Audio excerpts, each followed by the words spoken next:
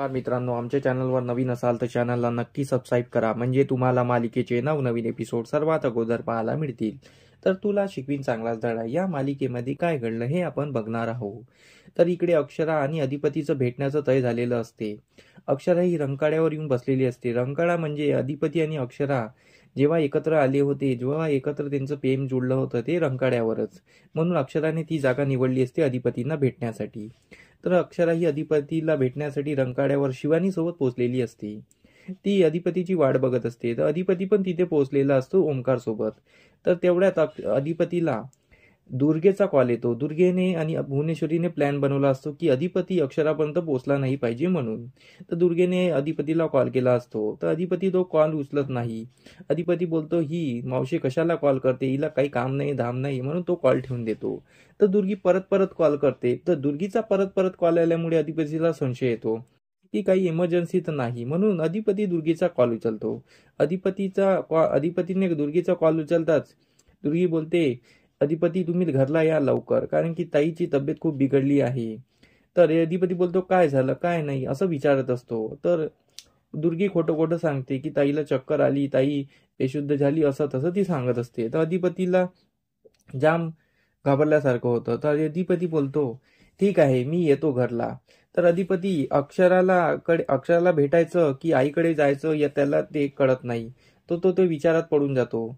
तर अधिपती मागे पलटतो आणि घरी जायला निघतो. तेवढा तिथे ओमकार येतो. ओमकार बोलतो, अरे भावा कुठे चालला. तर अधिपती बोलतो, आई साहेबची तब्येत खराब आहे, मला तिकडे जावं लागेल. तर ओमकार त्याला समजवत असतो की 5 मिनिटं तर वहिनीला भेटून घे. अधिपती बोलतो, हो भेटू नंतर, पण आता आईसाहेबाची तब्येत इम्पॉर्टंट आहे, आपल्याला घरी जायला हवं. ओमकार त्याला विनवण्या करतो, पण अधिपती काही समजत नाही. अधिपती ओमकारला घेऊन तिथून निघून जातो.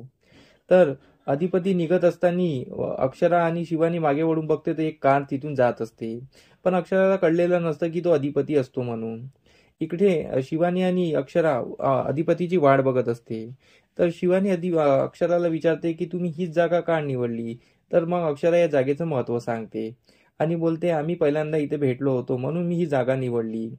आणि अधिपती येतील ना, तुम्ही फोन तर करा त्यांना. तर शिवानी बोलते, हो येईल ना, मी मगांपासून तुम्हाला सांगितले त्यांना एक वेळा फोन करून द्यायचं होतं, कारण की ते माझ्यावर रागावले आहे आणि ते इथे येणार नाही, म्हणून तुम्ही त्यांना फोन करा आणि विचारा किती वेळात येत आहे. तर शिवानी फोन घेते आणि साईडला निघून जाते.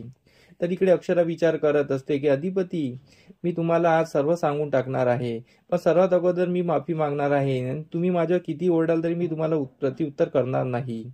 आणि मी तुम्हाला हे सर्व आपलं भांडण मिटल्यानंतर मग मी ही गोड बातमी सांगणार.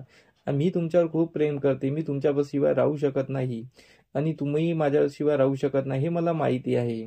आणि आपण एकत्र येऊन आपल्या बाळाला जन्म देऊ असं ती ठरवत असते. पण असं काही होणार असं मला वाटत नाही, कारण की अधिपती निघून गेलेला असतो. इकडे विद्या म्हणजे अक्षराची आई ही देवापाशी बसलेली असते. ती देवाला विनवण्या करत असते की आज तरी माझ्या मुलीच्या आणि माझ्या जवांची भेट होऊ दे. माझी मुली खूप तडफड करत आहे त्यांना भेटण्यासाठी, त्यांना ही गोड बातमी सांगण्यासाठी. आज तरी चांगलं घडू दे आणि दोघांच्या आयुष्य मार्गी लागू दे. तेवढ्यात तिथे अक्षराचे बाबा येतात. अक्षराचे बाबा अधिपती आणि अक्षराचं खूप कौतुक करतात आणि ते मस्त मजेशीर गोष्टी सांगत असतात. तर इकडे चारुवास तिची घरात तडफड सुरू असते. तेवढ्या तिथे आजी येतात. चारुवास आजीसमोर भुवनेश्वरीला खूप वाईट वाईट बोलत असतं, ती बाई अशी ती बाई तशी.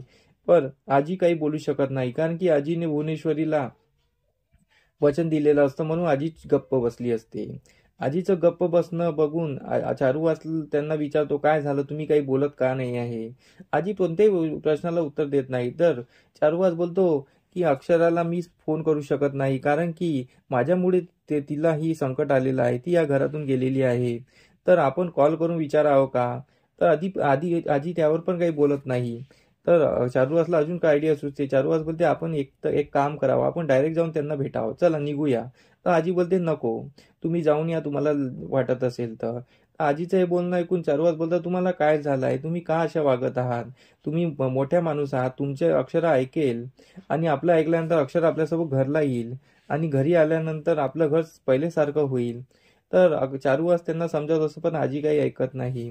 चारुवास परत भुवनेश्वरीला शिव्या देत असतो आणि भुवनेश्वरीला वाईट वाईट बोलत असतो. तर आजीच्या डोळ्यात पाणी येते, कारण की ती चारुवासची काही मदत करू शकत नाही, म्हणून आजी बोलते, आजी रडत रडत तिथून निघून जाते. चारुवास त्यांना आवाज देत असतो, पण आजी काही थांबत नाही. तर इकडे इकडे अक्षरा आणि शिवानी बसलेली असते, अधिपती काही आलेला नसतो, अधिपतीची वाट बघत असते.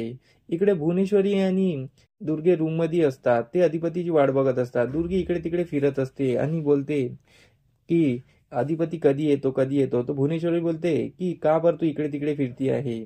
तर दुर्गी बोलते मी अधिपतीची वाट बघत आहे, ते इकडे येणार की अक्षराकडेच थांबणार. तिला अशी तणपण बसलेली असते. तेवढ्या तिथे अधिपती येतो. अधिपतीला येतं बघून भुवनेश्वरी परत सोंग करते आणि दुर्गी बोलते की अधिपती तुम्हाला 100 वर्ष आयुष्य असो, कारण की मी आत्ताच तुमचं नाव काढलं तुम्ही आल्याय.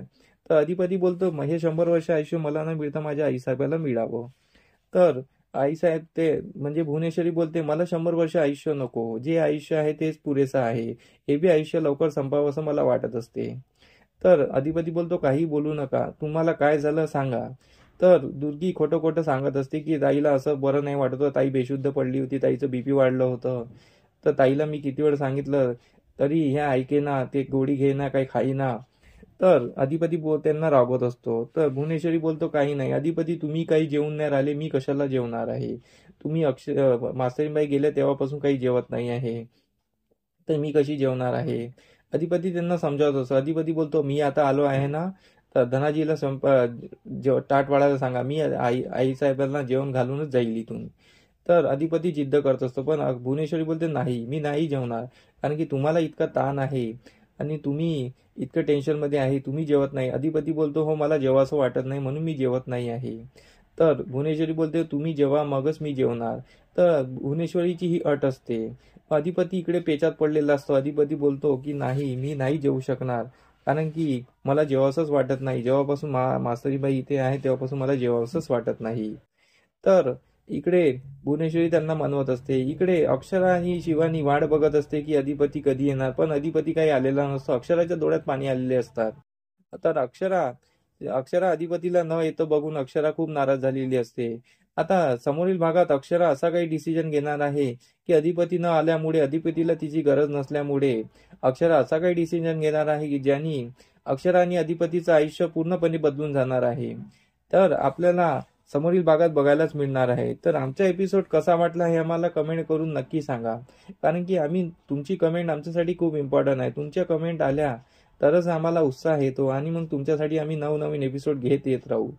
तर तुम्हाला आमचा एपिसोड कसा वाटला हे आम्हाला कमेंटद्वारे नक्की कळवा आणि आमच्या व्हिडिओला लाईक करायला विसरू नका आणि चॅनलला सबस्क्राईब केलं नसेल तर चॅनलला सबस्क्राईब करा. काय नाही, चॅनलला सबस्क्राईब कराल तर तुम्हाला आमचे नवनवीन एपिसोड लवकरच पाहायला मिळेल आणि तुमच्या होम टॅबवर ते लवकरच येईल. तर आमच्या एपिसोडला लाईक करा. धन्यवाद. मंडळी, तुम्हाला आमचा व्हिडिओ कसा वाटला हे आम्हाला कमेंटद्वारे नक्की कळवा, तेव्हा आम्ही तुमच्या प्रतिसादाला उत्तर नक्की देऊ. आणि आमचे व्हिडिओ बघत राहा. आमचा व्हिडिओ किती छान वाटतो हे आम्हाला कमेंटमध्ये नक्की सांगा. धन्यवाद.